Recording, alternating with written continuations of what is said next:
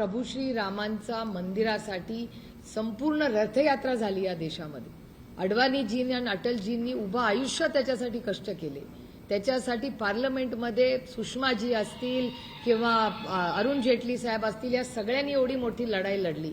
त्याच्यानंतर प्रभू श्री रामांचं मंदिर झालं आणि त्या मंदिरातच जर चोरी होणार असेल तर मग काय बोलायला राहिलंच नाही ना. आपल्या श्रद्धास्थानेवर हल्ला झालाय.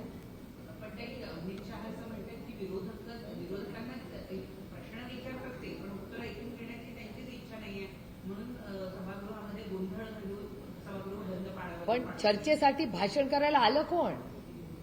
आम्ही चर्चेची मागणी केली, आले कोण किती वेळा ह्याचा पण अर्थ करा. आणि मी पुन्हा सांगते की हाऊस चालवायची जबाबदारी ही ट्रेजरी बेंचची असते. आम्ही तयार होतो, ते तारीख फिक्स करायला तयार होते का? त्यांचे सगळे नेते किती वेळा आले पार्लमेंटमध्ये? सगळे दुबे रोजच असतात. MP सगळे रोज असतात. PM आणि HM, PM साहेब पहिल्या दिवशी आले होते आणि काल शेवटच्या दिवशी आले होते. PM आणि HM दोघंही आले होते. सायना डायोड झालं तेव्हा. त्याच्यामध्ये तर कधीच आले नाही. होम मिनिस्ट्रीचं बिल पास झालं डीनमध्ये. त्याच्यानंतर सहकाराचं एक बिल पास झालं, ते मुरली मोहोळांनी ड्राईव्ह केलं.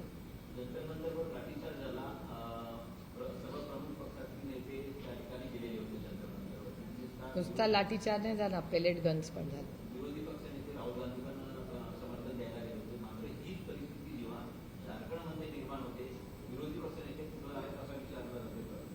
नाही, काल राहुलजींचं तुमच्याच चॅनलवर स्टेटमेंट आहे ना. राहुलजींनी टीका केली आहे त्याच्यावर. राहुलजी सतत बोलतायत झारखंडच्या मुख्यमंत्र्यांची आणि ते चूप नाही बसलेले. त्यांचं तुमच्याच चॅनलवरचं स्टेटमेंट आहे. असं नाही आम्ही याच्यात राजकारण आणूच पाहत नाही. आम्ही स्टुडंट्सच्या बाजूने आहोत. आणि कुठल्या आपली मुलं आहेत नाही, ती मुलं बाहेरची थोडी. आपल्या मुलांवर जर आपली मुलांचा काहीतरी प्रॉब्लेम असेल तर आपली नैतिक जबाबदारी आहे की आपल्या मुलांशी बसावं, चर्चा करावी. आपल्या मुलांवर लाठीचार्ज करणं किंवा पेलेट्स गेट करणं हे अयोग्य कुठल्याही सरकारने केलं असलं तर.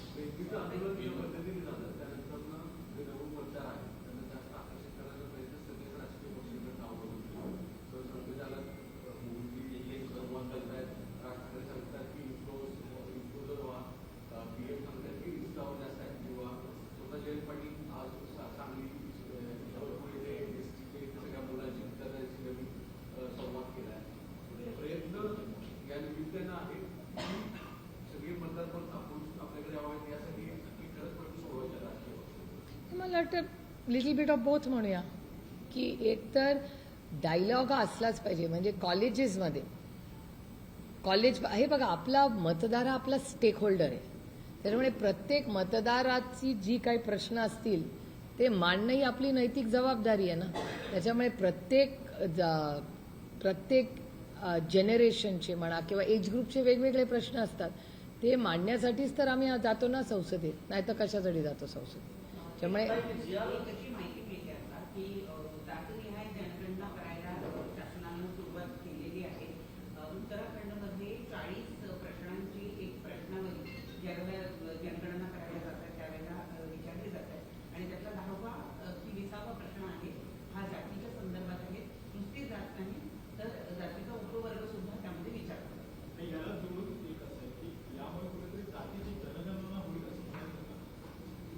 सरकार म्हणलंय की ते करणार आहेत. त्यामुळे ती यंत्रणा फक्त एका राज्यात चालणार नाही. देशासाठी काय सरकारने ठरवलंय हे करायला काय. आता SIRचं काम चाललेलं आहे. आता माझ्याकडे रोज मॉनिटरिंगला नंबर्स येतात. SIRमध्ये जे काही काम चाललंय त्याच्यात अनेक असे लोक आहेत ज्यांची नावं सापडत नाही आहेत. अशा गोष्टी आहेत. BLOsला रेग्युलर फॉलोअप होतोय. त्याच्यामुळे एक ती खूप मोठी यंत्रणा. आणि SIRला त्यांनी आता एक्सटेन्शनही दिलेलं आहे. त्यामुळे माझ्याही लोकसभा मतदारसंघात रोज मी फॉलोअप घेते. त्यामुळे त्याची एक मोठी यंत्रणा चालली आहे. प्लस ही जनगणनेची मागणी आहेच, तर ती आता एका राज्यात करून चालणार नाही, देशात करायला लागेल. तर देशाची अजून यंत्रणा तेवढी हलताना मला तरी दिसत नाही.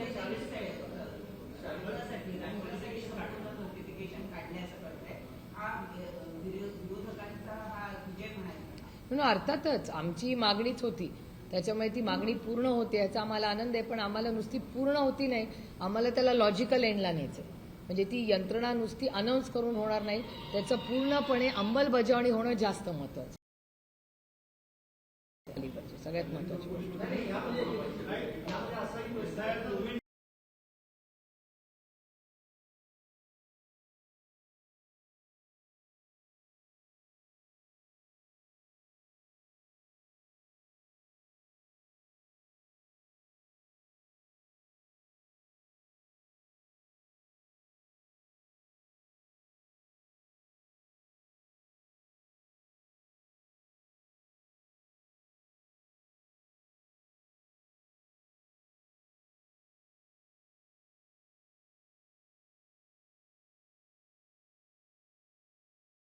इव्हेंच्युअली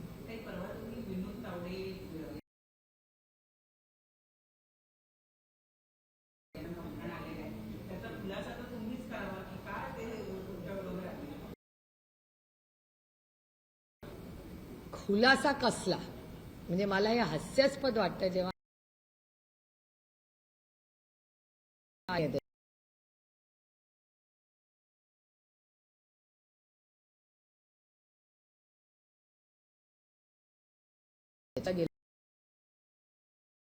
रिपोर्टर्स तिथे लॉबीमध्येच भेटले. नंतर आम्ही CR पाटील साहेबांनी जलजीवन मिशनचा रिव्ह्यू लावला होता. तो मांडून आम्ही दोघंही एक कॉर्पोरेट लॉची जी JPC आहे त्याचं चेअरमनकडे मीटिंग होती ह्याच्यानं, आणि त्या दोन्ही मीटिंग्स आमच्या क्लॅश होत होत्या. म्हणून आम्ही CR पाटलांना विनंती केली, आम्हाला JPCला जायचं आहे तर आम्हाला दोघांना बोलून पहिलं देता का मीटिंगमध्ये, म्हणजे आम्हाला पुढे जाता येईल. आणि ते करून आम्ही तिथून निघालो त्यांच्या गाडीला, कारण का बरेच खूप खासदार वगैरे सगळे होते. पुढे मागे झालं तर आम्ही 2 मिनिटावर फिरोजशाह रोडला होतं ते घर, म्हणजे 3.5 मिनिटात तिथे पोहोचलो. तर कारपूल म्हणून आम्ही एका गाडीतून गेलो. मला एक सांगावं खरंच की आता राजकीय पक्ष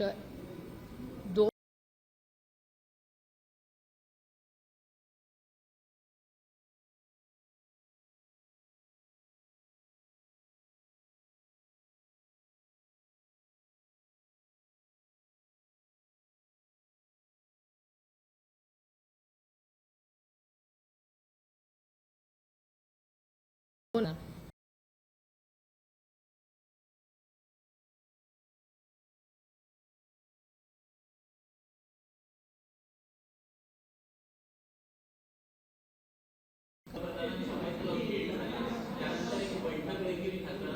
कशा बाबतीत दिल्लीमध्ये बऱ्याच महत्त्वाच्या घटना घडल्या. एक तर CR पाटलींना जी मीटिंग घेतली ती अतिशय महत्त्वाची आहे मला विचारत तर. याचं कारण असं, जो रिपोर्ट केंद्र सरकारकडे गेलाय तो अतिशय चिंताजनक आहे. कारण का जो डेटा ग्राउंडवर सांगतो जलजीवन मिशनबद्दल, JJMचे जे कार्यक्रम आहेत इथे की अंमलबजावणी झालेला आणि डेटा जो केंद्र सरकारला जातोय त्याच्यात आम्हाला तफावत दिसते. म्हणजे माझाच मतदारसंघात तुम्हाला सांगते, आणि मी हे जड अंतःकरणाने म्हणते की माझा लोकसभा मतदारसंघात जिथून मी निवडून जाते बारामतीबद्दल त्यांनी असा रिपोर्ट पाठवलाय की तिथे एकही गाव नाही जे वॉटर स्ट्रेस्ड आहे किंवा एकही गाव नाही जिथे प्रदूषित पाणी नाही. हे खरं असेल तर मी खूप, म्हणजे मला खरंच मनापासून आनंद, पण मी खोटी माहिती कुणाला देणार नाही. माझ्यासाठी खूप आनंदाची गोष्ट आहे माझं रिपोर्ट कार्ड पाहिलं तर, पण ते वास्तव नाही ना. अनेक ठिकाणी पाऊस झालाय नाही झालेलं, नाल्याची कामं झाली आहेत नाही झालेली, अशी कुठेच परिस्थिती नाही. काही ठिकाणी पोल्युटेड वॉटर आहे का, तर आहे. एखादी कंपनी आहे ती पाणी सोडते, पाणी खराब होतं. तर खरंच बारामती लोकसभा मतदारसंघामध्ये, आणि मी प्रांजळपणे कबूल करते की असं काही नाही आहे की 100% गावांमध्ये आम्ही कार्यक्रम केले, पण असं टँकर मुक्त आहे का तो ते संपूर्ण मतदारसंघ, एवढा मोठा मतदारसंघ आहे तर नाही. काही ठिकाणी टँकर 1-2 महिने लागतात, कामं पूर्ण झाली, पण सोर्सचा प्रॉब्लेम आहे. हा यंत्रणेचा प्रॉब्लेम आहे, सोर्सचा प्रॉब्लेम आहे. तर ह्या रिपोर्ट गेलात कसा, आणि मी त्यातल्या त्रुटी काढल्या. म्हटलं अहो माझा लोकसभा मतदारसंघात 0 टँकर असेल तर मला सार्थ अभिमान आहे ना, कौतुकाचीच गोष्ट आहे माझ्यासाठी ती. पण मी खोटं बोलत नाही आणि बोलणारही नाही, कारण का अशी काही गावं आहेत जिथे सोर्सचा प्रॉब्लेम आहे, तिथे आम्हाला 2-3 महिने टँकर पाठवावा लागतो. काही ठिकाणी पोल्युशन, पुण्यातून जे पाणी पोल्युटेड होऊन जेव्हा दौंड आणि इंदापूरला येतं तेव्हा पाणी दूषित होतं का, होतं. चंद्रभागा आज दूषित आहे का, तर हो आहे, दुर्दैव आहे पण आहे. हे सगळ्यांना माहिती आहे, तुम्ही पण सगळ्यांनी स्टोरीज केल्यात. त्यामुळे उगाच आपल्या स्वतःचा रिपोर्ट कार्ड चांगलं दिसावं म्हणून खोटं कशाला बोलावं माणसांनी, कधीच बोलवलं. आणि त्या जलजीवन मिशनच्या रिपोर्टमध्ये या त्रुटी होत्या. आणि मी एकटी बोलत नाही, जलजीवन मिशनच्या विरोधात भारतीय जनता पक्षाचेही सगळे खासदार बोलत होते. कारण का आमचा अनुभव आहे आणि खरं बोललं पाहिजे ना. एवढा करोडो रुपये जर खर्च होत असतील केंद्र सरकारकडून आणि महाराष्ट्र सरकारकडून, मग त्याच्यात क्वालिटी का होत नाहीये, मग कामी कोणी पूर्ण केली ह्याची इन्क्वायरी झाली पाहिजे, एवढीच आमची मागणी आहे. त्याच्यामुळे ती एक अतिशय महत्वाची मीटिंग झाली. त्याच्यानंतर माननीय प्रधानमंत्र्यांनी राष्ट्रवादी काँग्रेस पक्षाच्या खासदारांना वेळ दिली, त्याबद्दल मी त्यांचे मनपूर्वक आभार मानते. कारण आम्हाला जे मुद्दे संसदेत मांडायचे होते मतदारसंघाचे, ते आम्हाला तिथे मांडता आले नाहीत.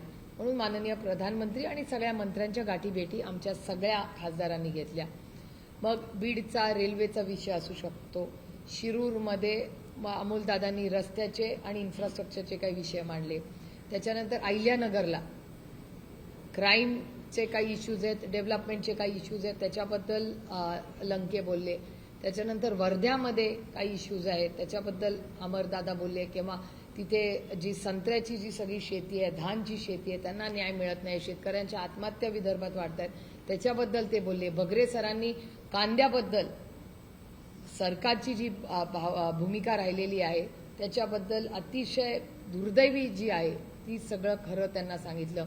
त्यानंतर बाळ्यामामांनी आरोग्याबद्दल मानले की कॅन्सर या देशात वाढत चाललाय, तर त्याच्याबद्दल आपल्याला काय करता येईल. धैर्यशील दादांनी चंद्रभागा, ज्या विठ्ठलावर आपल्या सगळ्यांचं एवढं प्रेम आहे, त्या चंद्रभागेत वाढलेला नमामि गंगे म्हणून तुम्ही जो उपक्रम केला, तसाच उपक्रम चंद्रभागेसाठी का नाही करावा, असं धैर्यशील मोहितेंनी मांडलं. त्यामुळे प्रत्येक खासदारांनी आपल्या संपूर्ण भागातले जे महत्वाचे प्रश्न आहेत, शेतकऱ्यांचे आहेत, नवीन पिढीचे आहेत, प्रदूषणाचे आहेत, या सगळ्या बाबतीत सविस्तर माननीय प्रधानमंत्र्यांपर्यंत ही सगळी माहिती त्या सगळ्यांनी दिली. तो एक फॉलोअप होता. आणि त्यानंतर अर्थातच पक्षाचं आदरणीय पवारसाहेब दर सेशनला एक रिव्ह्यू, प्रत्येक खासदाराची केलेली कामं, भेटलेले मंत्री, त्याचा फॉलोअप, त्याच्यानंतर त्याचा फॉलोअप राज्यामध्ये ही यंत्रणा राष्ट्रवादी काँग्रेस पक्ष प्रत्येक सेशनला करते. ती जी आमची सिस्टम आहे त्या सिस्टमपणे आदरणीय पवार साहेबांनी त्याचा रिव्ह्यू घेतला.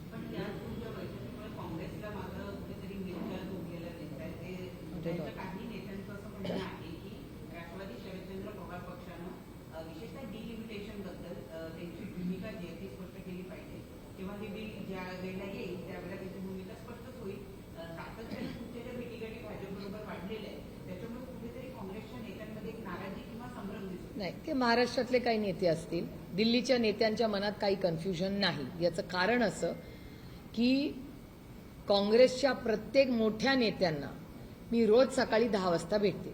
तो फोटो ट्विटही होतो आणि ती चर्चा आहे. कदाचित ते काँग्रेसचे हँडल्स फॉलो करतात का नाही मला माहिती नाही. महाराष्ट्राचे जे कोणी नेते आमच्यावर टीका करतात त्यांनी थोडंसं खडगे साहेबांचा, राहुलजींचा किंवा वेणुगोपालजींचे, ह्या सगळ्यांचे थोडे दिवस जर ट्विटर हँडल्स फॉलो केले तर त्यांना लगेच कळेल की मी काँग्रेसला किती भेटते. रोज सकाळी पार्लमेंट चालू असताना शार्प 10 वाजता मी स्वतः खडगेजींच्या ऑफिसमध्ये जाते. इंडिया अलायन्सचे सगळे आमचे पार्टनर्स तिथे असतात. 10 ते 10:30 आम्ही रोज चर्चा करतो. 10:30 ते 11:15 आम्ही रोज आंदोलन करतो आणि त्याच्यानंतर 11 वाजता आम्ही हाऊसमध्ये जातो. हे रोजचं आमचं रुटीन आहे. म्हणजे शुक्रवारी मीटिंग नव्हती म्हणून मला आणि गौरव गोगोईला कळलंच नाही की 10 ते 10:30 काय करायचं. इतकी सवय झाली. मीटिंग नसताना पण मी काँग्रेसच्या ऑफिसमध्ये गेले, पण तेव्हा कोणी नव्हतं कारण का मीटिंगच नव्हती. पण इतकी सवय झाली आहे ती आम्हाला.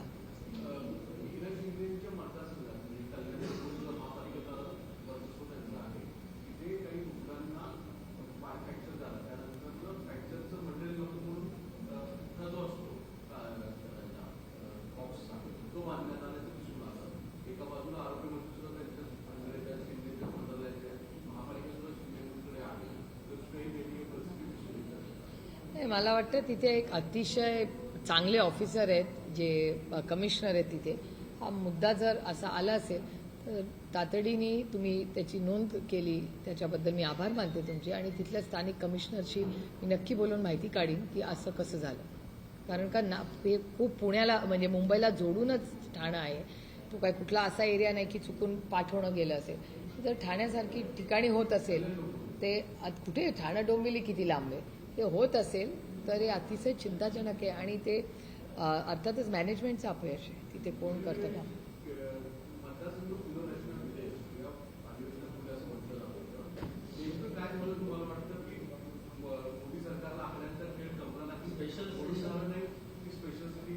मी पहिल्या दिवसापासून या विधेयकाला हाऊस सेशन सुरू व्हायच्या आधी तुम्हाला याच वास्तूत भेटले होते, तेव्हाही मी तुम्हाला सांगितलं होतं. मी पुन्हा रिपीट करते की डिलिमिटेशनचं बिल हे आमच्यापर्यंत आलेलं नाही. आम्हाला आजपर्यंत डिलिमिटेशनच्या बिलसाठी कोणीही फोन केलेला नाही. इंडिया अलायन्समध्ये बिल नसल्यामुळे चर्चा काय करणार? आणि जेव्हा डिलिमिटेशनचं बिल येईल, राष्ट्रवादी काँग्रेस पक्ष, शरदचंद्र पवार हे पहिल्यांदा आमच्या इंडिया अलायन्सच्या सगळ्या सहकाऱ्यांशी, मित्रपक्षांशी बोलेल आणि आमचा जो निर्णय असेल तो इंडिया अलायन्सचा जो निर्णय असेल त्यांच्याशी अभ्यास करून चर्चा करून आम्ही निर्णय घेऊ.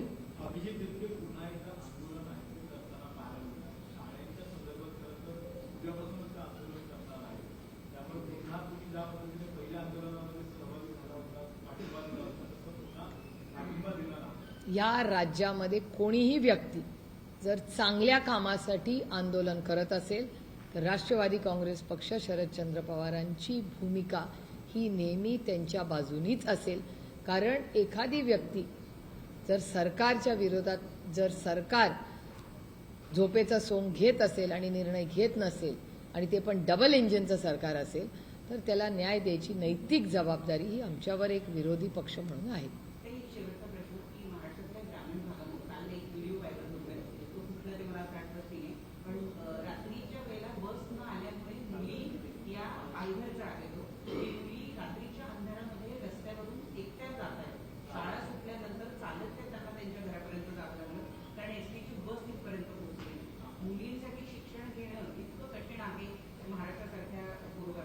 नाही, एसटी बद्दल अनेक वेळा आम्ही म्हणलेलो आहोत की एसटी यंत्रणा ह्याच्यात सुधार झालाच पाहिजे.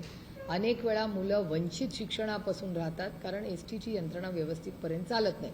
तुम्ही पालघरबद्दल बोलला. मी कालचेच तुमच्याच चॅनलवर बातमी पाहिली की भोर, जो माझा लोकसभा मतदारसंघाचा एक अतिशय महत्त्वाचा भाग आहे, त्या भोरमध्ये कालच काही मुलींना काही भागांमध्ये छेडछाड होतीये, त्या मुलींना त्रास दिला जातोय. त्यामुळे हा जो क्राईम वाढतोय, म्हणजे पुणे जिल्हा असेल किंवा राज्यात असेल, हा अतिशय चिंताजनक आहे. मला काळजी वाटते की त्या वर्दीची भीतीच नाही राहिली आहे का? असं का होतंय की ह्या केसेस वाढतायत, त्या कमी होत नाहीत. जे कोयता गँग असेल किंवा ही छेडछाड असेल किंवा मुलींवर होणारे बलात्कारांच्या केसेस असतील, या समाजात वाढत चालल्या आहेत आणि हे अतिशय चिंताजनक आहे. कारण का मला महाराष्ट्राच्या पोलिसांचा सार्थ अभिमान आहे आणि त्याचं कौतुकच आहे मला. पण ही एवढी मोठी यंत्रणा मग ती तेवढी इफेक्टिव्हली काम का करत नाहीये, हे अतिशय चिंताजनक आहे महाराष्ट्रासाठी.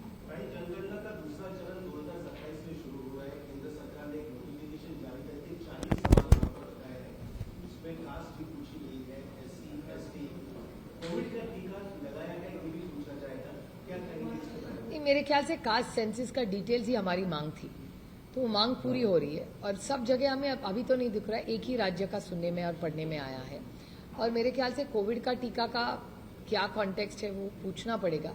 लेकिन जब कोविड का टीका लगाया था तब आधार कार्ड सबको दिया था, तो वो इंटरलिंकेज इजीली सरकार कर सकती है टेक्नोलॉजी यूज करके. तो ये सवाल क्यों पूछा जा रहा है वो पूछना पड़ेगा. और महाराष्ट्र में अभी तक तो वो नहीं पहुंचा है, लेकिन जब आएगा तो कलेक्टर से हम पूरी मांग करेंगे कि इसकी डिटेल में हमें समझा दीजिए कि कैसे हो रहा है.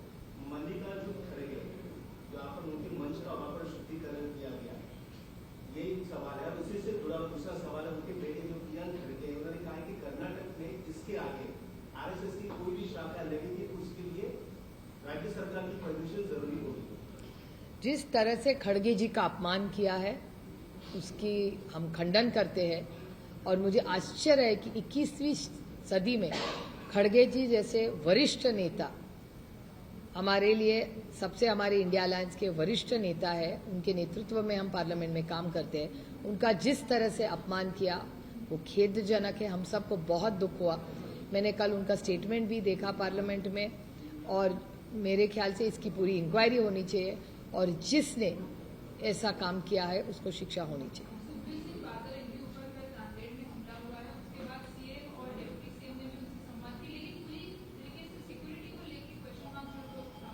एक तो बादल फैमिली की सिक्योरिटी बहुत बड़ी है। मैं बहुत सालों से उस फैमिली को जानती हूँ, हमारे पारिवारिक संबंध रहे। कल मैंने भी हरसिमरत बादल जी जो उनको पत्नी है उनसे कांटेक्ट किया, उनसे सबसे बात की, क्योंकि हमें बहुत चिंता हो रही है। आप सोचिए, सुखबीर सिंह बादल जी एक डेप्यूटी सीएम रहे बहुत सालों से, वो हमारे राज्य में आते हैं, वो दर्शन करने जाते हैं नांदेड़ में और वहां हल्ला होता है। तो इंटेलिजेंस फेलियर नहीं है ये? एक राज्य से यहाँ एक श्रद्धा से, विश्वास के नाते सुखबीर भैया यहाँ आए और जिस तरह से उन पे हमला हुआ, ये पूरा इंटेलिजेंस फेलियर है। इसकी इंक्वायरी हो रही है। मैं पूछना चाहती हूँ कि होम मिनिस्ट्री क्या कर रही है?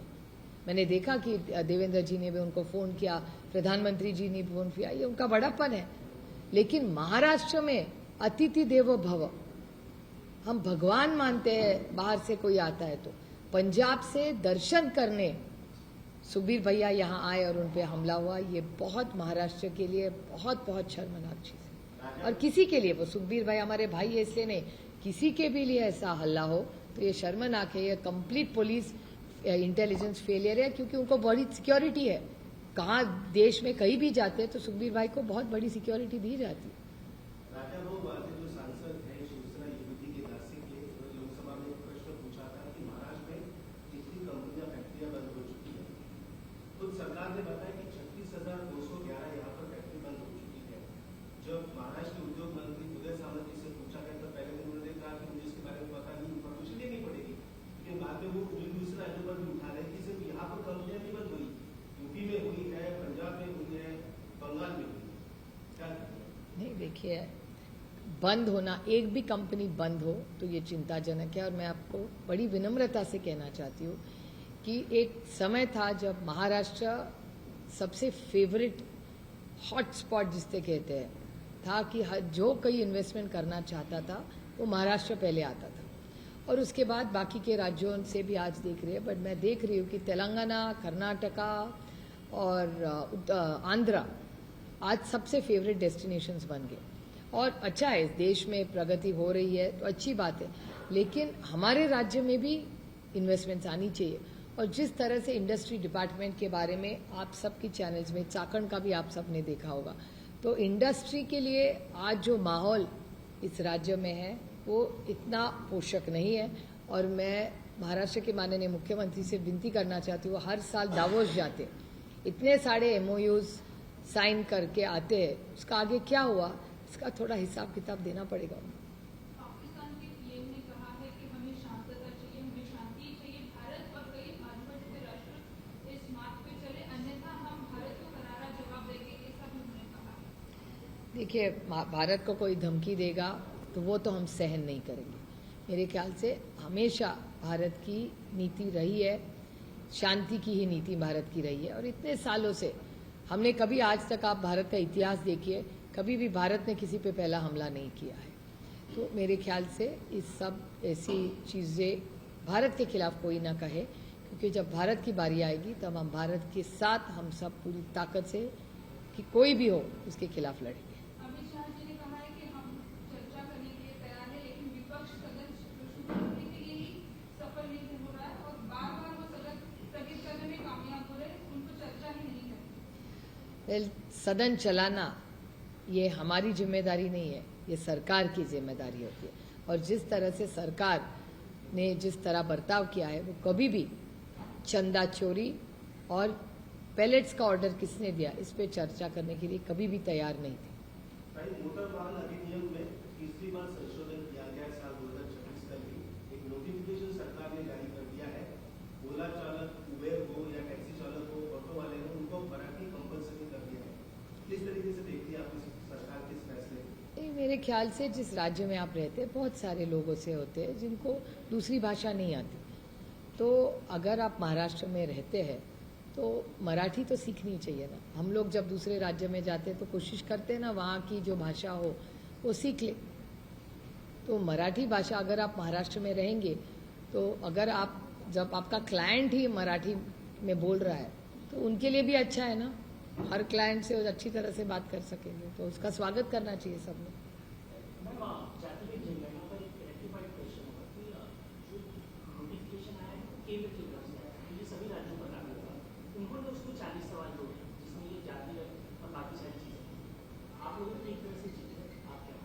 नहीं, इसका हम स्वागत ही करते क्योंकि हमारी मांग ही थी। हमारी मांग आज पूरी हो रही है तो अर्थात हमको अच्छा ही लगेगा ना। राहुल गांधी प्राइम मिनिस्टर जो इटली की है उन पर लगातार हमले कर रहे हैं, उनके पर वो कर रहे हैं। ऐसे में बीजेपी का कहना है कि विदेश नीतियों पर कहीं न कहीं वो सवाल खड़े कर रहे हैं, इससे हमारी विदेश नीति खराब हो गई है। राहुल गांधी के ऊपर बीजेपी लगातार इस तरह की वो सब मैं नहीं जानती। मैं इतना जरूर कह सकती हूँ कि जिस तरह से विदेश नीति, टैरिफ का ही आप देखिए ना, टैरिफ का क्या हाल है। अब पहले तो कहा था टैरिफ के बहुत अच्छी चर्चा चल रही है, अभी हो गया। अमेरिका के साथ हमारा रिश्ता क्या है, टैरिफ का क्या परसेंटेज पे है, इस पे बारे में कुछ स्टेटमेंट ही नहीं सरकार की तरफ से आया था। तो मेरे ख्याल से विदेश नीति में क्या हो रहा है आज, ये बहुत चिंताजनक है देश में। पिछले कुछ दिनों में आपकी और प्रधानमंत्री नरेंद्र मोदी के साथ आपकी सांस्कृतिक मीटिंग हुई, क्या कुछ इस मीटिंग में हुआ था? और कई जगहों पर अगर स्टेट कांग्रेस की बात करें तो उन्होंने आपत्ति भी जताई है, और एनडीए में अगर आप जाने वाले हो तो उस चर्चाओं को आप क्या पुष्टि करेंगे? मेरी बड़ी विनम्रता से महाराष्ट्र स्टेट कांग्रेस को विनती है कि अगर उनके जो कोई सवाल हो उनके देश के कांग्रेस से बात करें, क्योंकि मैं देश के कांग्रेस की जो नेशनल कांग्रेस है उसको दिल्ली में रोज मिलती हूँ 10 बजे। तो दिल्ली की कांग्रेस को सब पता है, तो महाराष्ट्र की कांग्रेस ने दिल्ली की कांग्रेस से बात करें। सही सुनवाई जो है शिवसेना पक्ष को लेकर सुप्रीम कोर्ट में शुरू है, आपका भी मामला जो है हम तो रोज मांग कर रहे हैं कि हमारी भी सुनवाई हो। हम तो मांग कर रहे थे कि शिवसेना और हमारा क्लब किया जाए, क्लब में साथ में हम चलेंगे, लेकिन वो क्लब हमें न्याय नहीं मिला और हम तारीख पे तारीख हम रुके हुए हैं कि हमारी तारीख कब लगे। Thank you.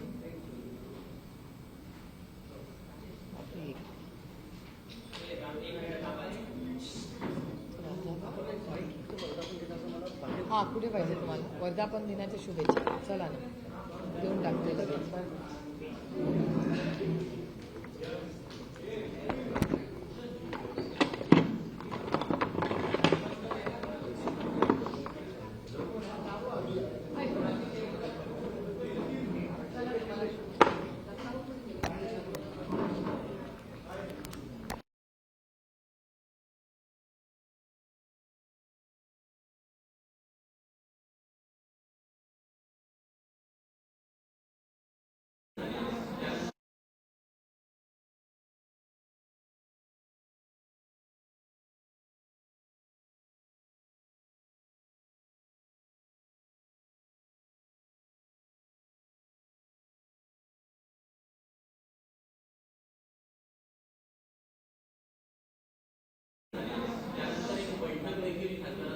कशा बाबतीत? पंतप्रधानांची खासदारांसोबत एक बैठक झाली, त्यानंतर आपली देखील एक खासदार दिल्लीमध्ये बऱ्याच महत्वाच्या घटना घडल्या. एक तर CR पाटलींना जी मीटिंग घेतली ती अतिशय महत्वाची आहे मला विचारात तर. त्याचं कारण असं, जो रिपोर्ट केंद्र सरकारकडे गेलाय तो अतिशय चिंताजनक आहे. कारण का जो डेटा ग्राउंडवर सांगतो जल जीवन मिशन बद्दल, JJMचे जे कार्यक्रम आहेत तिथे की अंमलबजावणी झालेला आणि डेटा जो केंद्र सरकारला जातोय त्याच्यात आम्हाला तफावत दिसते. म्हणजे माझाच मतदारसंघात तुम्हाला सांगते आणि मी हे जड अंतःकरणाने म्हणते की माझ्या लोकसभा मतदारसंघात जिथून मी निवडून जाते बारामतीबद्दल त्यांनी असा रिपोर्ट पाठवलाय की तिथे एकही गाव नाही जे वॉटर स्ट्रेस्ड आहे किंवा एकही गाव नाही जिथे प्रदूषित पाणी नाही. हे खरं असेल तर मी खूप म्हणजे मला खरंच मनापासून आनंद, पण मी खोटी माहिती कुणाला देणार नाही. माझ्यासाठी खूप आनंदाची गोष्ट आहे माझं रिपोर्ट कार्ड पाहिलं तर, पण ते वास्तव नाही ना. अनेक ठिकाणी पाऊस झालाय नाही झालेलं, नाल्याची कामं झाली आहेत नाही झालेली, अशी कुठेच परिस्थिती नाही. काही ठिकाणी पोल्युटेड वॉटर आहे का, तर आहे.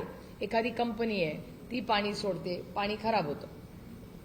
तर खरंच बारामती लोकसभा मतदारसंघामध्ये, आणि मी प्रांजळपणे कबूल करते की असं काही नाही आहे की 100% गावांमध्ये आम्ही कार्यक्रम केले, पण असं टँकर मुक्त आहे का तो ते संपूर्ण मतदारसंघ, एवढा मोठा मतदारसंघ आहे तर नाही. काही ठिकाणी टँकर 1-2 महिने लागतात. कामं पूर्ण झाली, पण सोर्सचा प्रॉब्लेम आहे. हा यंत्रणेचा प्रॉब्लेम आहे, सोर्सचा प्रॉब्लेम आहे. तर ह्या रिपोर्ट गेलात कसा, आणि मी त्यातल्या त्रुटी काढल्या. म्हटलं अहो, माझा लोकसभा मतदारसंघात 0 टँकर असेल तर मला सार्थ अभिमान आहे ना, कौतुकाचीच गोष्ट आहे माझ्यासाठी ती. पण मी खोटं बोलत नाही आणि बोलणारही नाही, कारण का अशी काही गावं आहेत जिथे सोर्सचा प्रॉब्लेम आहे, तिथे आम्हाला 2-3 महिने टँकर पाठवावा लागतो. काही ठिकाणी पोल्युशन, पुण्यातून जे पाणी पोल्युटेड होऊन जेव्हा दौंड आणि इंदापूरला येतं तेव्हा पाणी दूषित होतं का? होतं. चंद्रभागा आज दूषित आहे का? तर हो आहे, दुर्दैव आहे पण आहे. हे सगळ्यांना माहिती आहे, तुम्ही पण सगळ्यांनी स्टोरीज केल्यात. त्यामुळे उगाच आपल्या स्वतःचा रिपोर्ट कार्ड चांगलं दिसावं म्हणून खोटं कशाला बोलावं माणसांनी, कधीच बोलवलं. आणि त्या जलजीवन मिशनच्या रिपोर्टमध्ये त्या त्रुटी होत्या. आणि मी एकटी बोलत नाही, जलजीवन मिशनच्या विरोधात भारतीय जनता पक्षाचेही सगळे खासदार बोलत होते. कारण का आमचा अनुभव आहे आणि खरं बोललं पाहिजे ना. एवढा करोडो रुपये जर खर्च होत असतील केंद्र सरकारकडून आणि महाराष्ट्र सरकारकडून, मग त्याच्यात क्वालिटी का होत नाहीये? मग कामी कोणी पूर्ण केली ह्याची इन्क्वायरी झाली पाहिजे, एवढीच आमची मागणी आहे.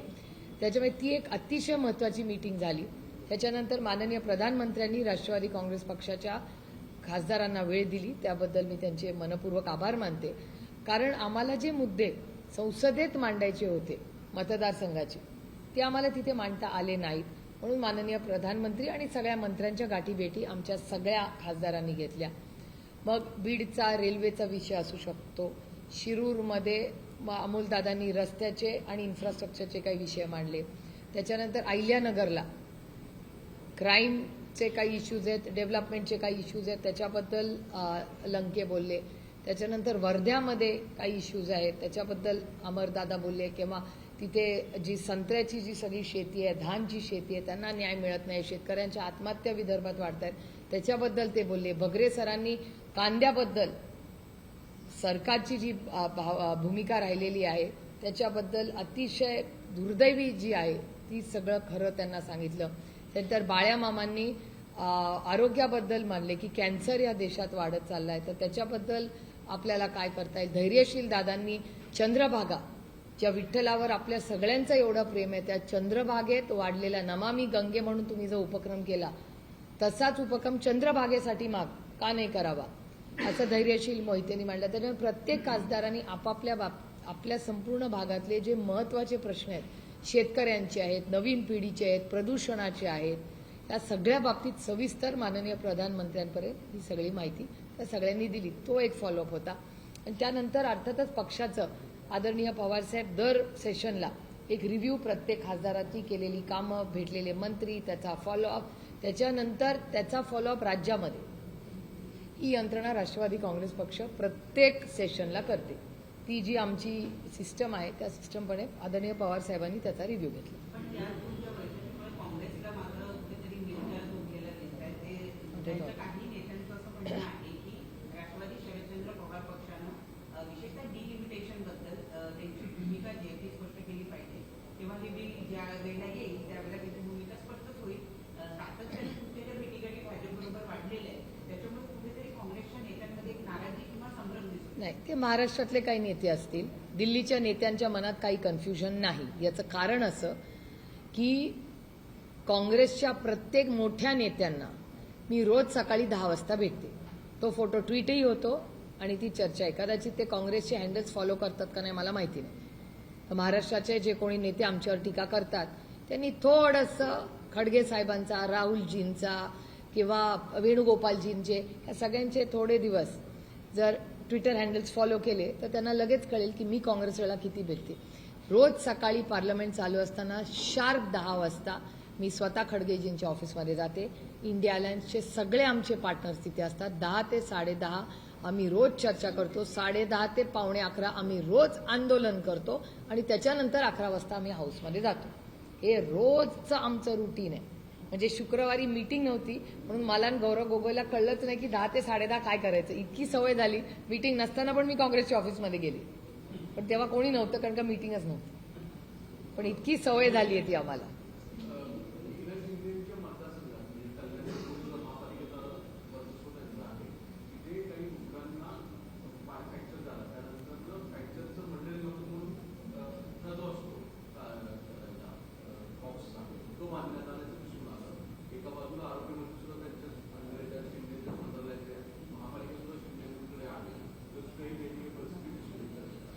मला वाटतं तिथे एक अतिशय चांगले ऑफिसर आहेत जे कमिशनर आहेत तिथे, हा मुद्दा जर असा आला असेल तर तातडीने तुम्ही त्याची नोंद केली, त्याच्याबद्दल मी आभार मानते तुमचे. आणि तिथल्या स्थानिक कमिशनरशी मी नक्की बोलून माहिती काढीन की असं कसं झालं.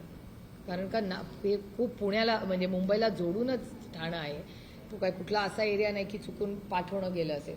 जर ठाण्यासारखी ठिकाणी होत असेल ते कुठे ठाणं डोंबिवली किती लांब आहे, ते होत असेल तर हे अतिशय चिंताजनक आहे. आणि ते अर्थातच मॅनेजमेंटचं अपयश आहे. तिथे कोण करतं का. मतदारसंघ पुनर्रचना विधेयक या अधिवेशनामध्ये असं म्हटलं जात होतं. नेमकं काय मला तुम्हाला वाटतं की मोदी सरकारला आल्यानंतर खेळ संपला नाही, स्पेशल सिटी का डिक्लेअर. मी पहिल्या दिवसापासून या विधेयकाला हाऊस सेशन सुरू व्हायच्या आधी तुम्हाला याच वास्तूत भेटले होते. तेव्हाही मी तुम्हाला सांगितलं होतं, मी पुन्हा रिपीट करते की डिलिमिटेशनचं बिल हे आमच्यापर्यंत आलेलं नाही. आम्हाला आजपर्यंत डिलिमिटेशनच्या बिलसाठी कोणीही फोन केलेला नाही. इंडिया अलायन्समध्ये बिल नसल्यामुळे चर्चा काय करणार. आणि जेव्हा डिलिमिटेशनचं बिल येईल, राष्ट्रवादी काँग्रेस पक्ष, शरदचंद्र पवार हे पहिल्यांदा आमच्या इंडिया अलायन्सच्या सगळ्या सहकाऱ्यांशी, मित्रपक्षांशी बोलेल. आणि आमचा जो निर्णय असेल तो इंडिया अलायन्सचा जो निर्णय असेल त्यांच्याशी अभ्यास करून चर्चा करून आम्ही निर्णय घेऊ.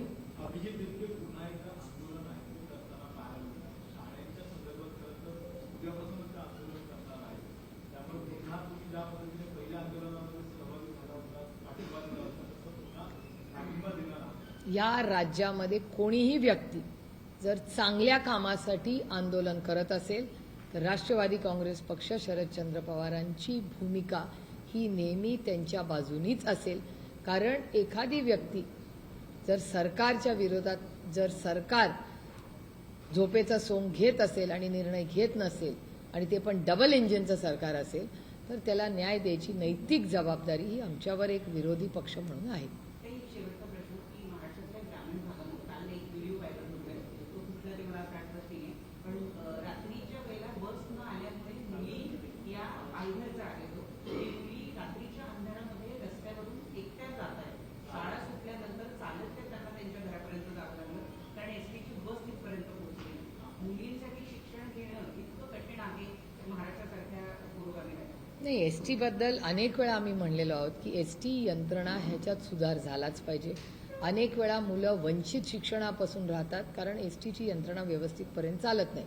तुम्ही पालघरबद्दल बोलला, मी कालच्याच तुमच्याच चॅनलवर बातमी पाहिली की भोर, जो माझा लोकसभा मतदारसंघाचा एक अतिशय महत्त्वाचा भाग आहे, त्या भोरमध्ये कालच काही मुलींना काही भागांमध्ये छेडछाड होतीये, त्या मुलींना त्रास दिला जातोय. त्यामुळे हा जो क्राईम वाढतोय म्हणजे पुणे जिल्हा असेल किंवा राज्यात असेल, हा अतिशय चिंताजनक आहे. मला काळजी वाटते की त्या वर्दीची भीतीच नाही राहिली आहे का. असं का होतंय की ह्या केसेस वाढतायत, त्या कमी होत नाहीत.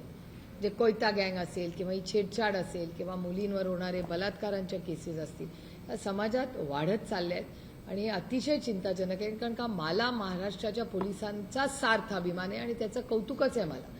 पण ही एवढी मोठी यंत्रणा मग ती तेवढी इफेक्टिव्हली काम का करत नाहीये, हे अतिशय चिंताजनक आहे महाराष्ट्रासाठी. भाई, जनगणना का दूसरा चरण 2027 में शुरू होगी. नोटिफिकेशन जारी करके 40 सवाल वहाँ पर बताए हैं.